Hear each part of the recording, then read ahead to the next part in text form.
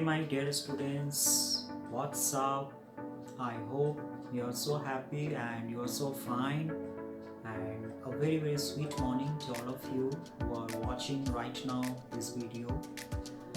जैसे पिछली बार हमने डिस्कस किया था डायमंड नेकलेस, जिसमें हमने एक बहुत beautiful moral we have learn and that is कि अपना डिज़ायर्स पूरा करो लेकिन अपने लिमिट पर। कभी भी किसी को देखकर कोई भी हॉबीज़ कोई भी ड्रीम को पूरा नहीं करना चाहिए, राइट। आप कितने लिमिट तक अपना ड्रीम अपने डिज़ायर्स को पूरा कर सकते हो, तो that is your choice, but do not do anything else according to someone else, जो हमने देखा। And that story was outstanding, right.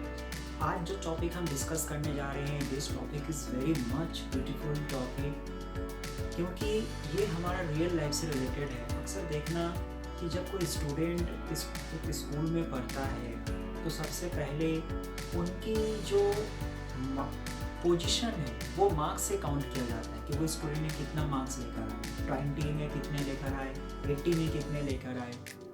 लेकिन मेरा ये मानना है, एक मार्क्स को देखकर कभी भी हम आइडेंटिफाई नहीं कर सकते, कभी भी हम नहीं कह सकते कि this student is very much brilliant student, क्योंकि हो सकता है उस स्टूडेंट में स्टडी में इंटरेस्ट नहीं है, हो सकता है उस स्टूडेंट में किसी और चीज़ में कला है, राइट। जैसे कैरेक्टर होता है, तो कैरेक्टर बहुत टाइप के होते हैं। एक होता है आपके ड्रेस से भी हम आपके जजमेंट कर सकते हैं कि आपका स्वभाव किस टाइप का है। एक होता है आपकी राइटिंग से भी आपका कैरेक्टर पता चलता है। कौन सी कैरेक्टर? आपके एजुकेशन का। कि कई बार देखना लोगों की राइटिंग इतने अच्छे होते हैं लेकिन वो ज़्यादा पढ़े लिखे नहीं, हम बोलते हैं ना wow your writing is so much beautiful. कभी कभी अब देखना किसी की राइटिंग बिल्कुल बेकार होता है जबकि वो बहुत एजुकेटेड होता है, तो वहाँ पे क्या हो रहा है, जस्ट बिकॉज ऑफ उनकी राइटिंग की वजह से उनका जो एजुकेशन है वो डाउन हो रहा है।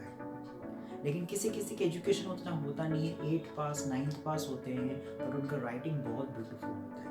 मैंने खुद अपने लाइफ में देखा है कि मैं जब स्कूल में पढ़ाता हूँ तो बहुत से स्टूडेंट्स का राइटिंग मुझसे भी बहुत ब्यूटीफुल होता है और मुझसे भी काफ़ी फास्ट इंग्लिश लिखते हैं। सो कहीं ना कहीं राइटिंग एक एजुकेशन का कैरेक्टर है, जिस प्रकार एक ड्रेस हमारा पर्सनालिटी का कैरेक्टर है। एक ड्रेस से पता चलता है कि इस इंसान का बिहेवियर, इस इंसान की थिंकिंग कैसा है।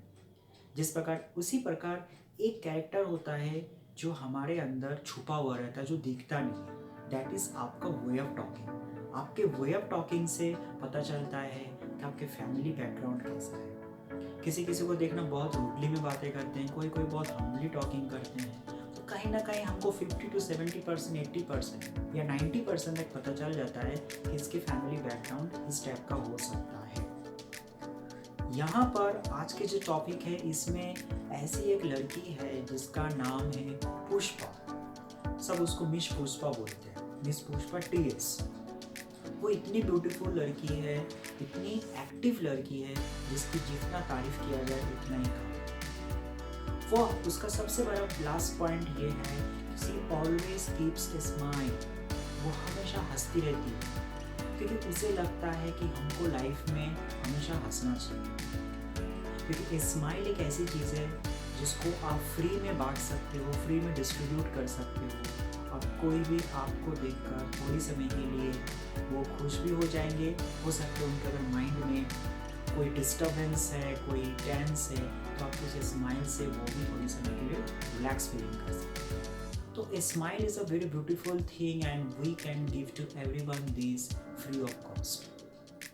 दूसरा उसका क्वालिटी था कि कभी भी कोई अगर उसे कहते थे कि मिस पुष्पा क्या तुम ये काम कर दोगे, तो मिस पुष्पा इमीडिएट एक्शन दे रहे थे, जस्ट मैं अभी कर रही हूँ। जस्ट मतलब होता है बस मैं अभी कर रही हूँ, आप वेट करो। मतलब वो एट ऑल टाइम्स रेडी रहती थी कोई भी काम करने, भले वो कर पाए या नहीं कर पाए, that is a different thing, but वो हमेशा रेडी रहती थी और हमेशा सबको कहती थी कि यस मैं अभी कर रही हूँ, चाहे वो थोड़ी सी हो।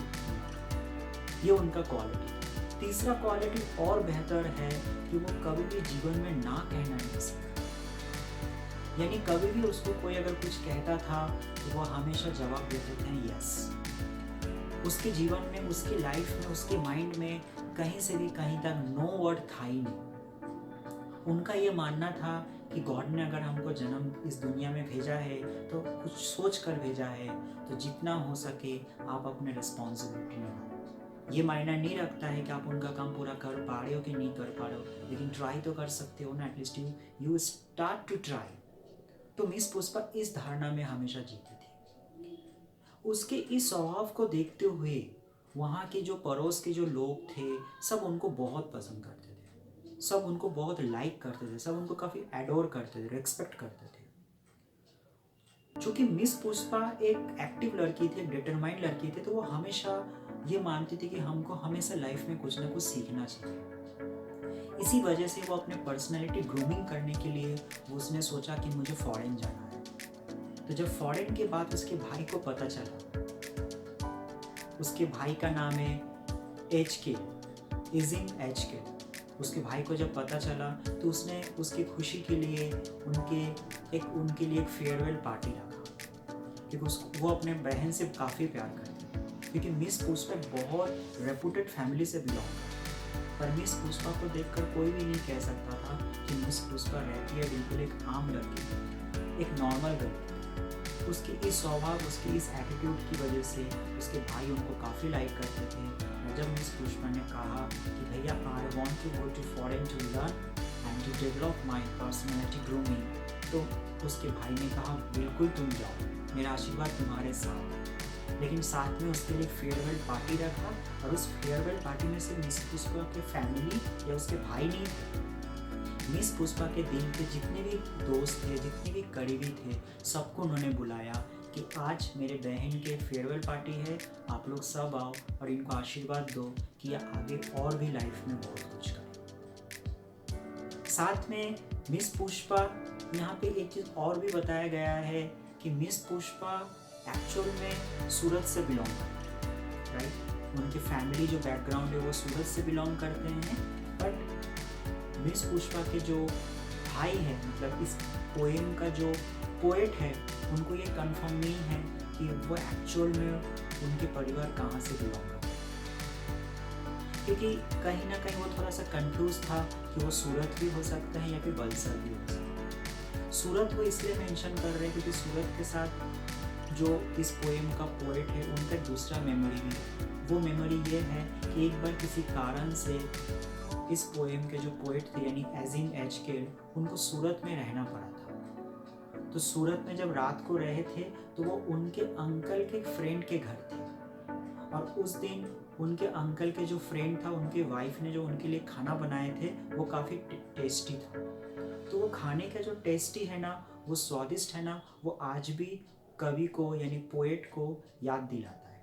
तो इस वजह से पोएट के दिमाग में सूरत ही याद है। उनका ऐसा लगता है जो मिस पुष्पा थे एक्चुअल में वो सूरत से बिलोंग करते हैं, बट वो कंफर्म नहीं है।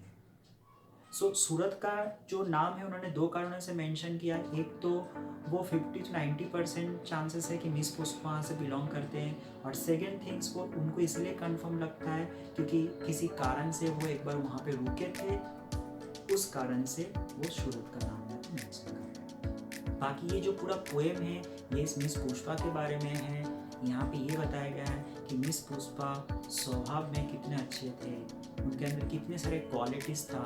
इस क्वालिटीज़ की वजह से उनके भाई ने उनके लिए फेयरवेल पार्टी रखा था, और पूरे लोग उनके पार्टी में आए थे और काफ़ी एंजॉय किए थे, उनको आशीर्वाद दिए थे।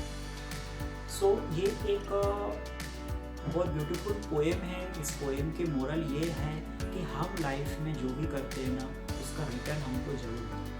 अगर आप अच्छा करोगे तो आपको रिटर्न अच्छा मिलेगा ही मिलेगा, कोई रोक नहीं सकता। और अगर आप बुरा करोगे तो आपको बुरा ही मिलेगा, उसके लिए भी कोई आपको रोक नहीं सकता। मिस पुष्पा स्वभाव में बहुत अच्छे थे।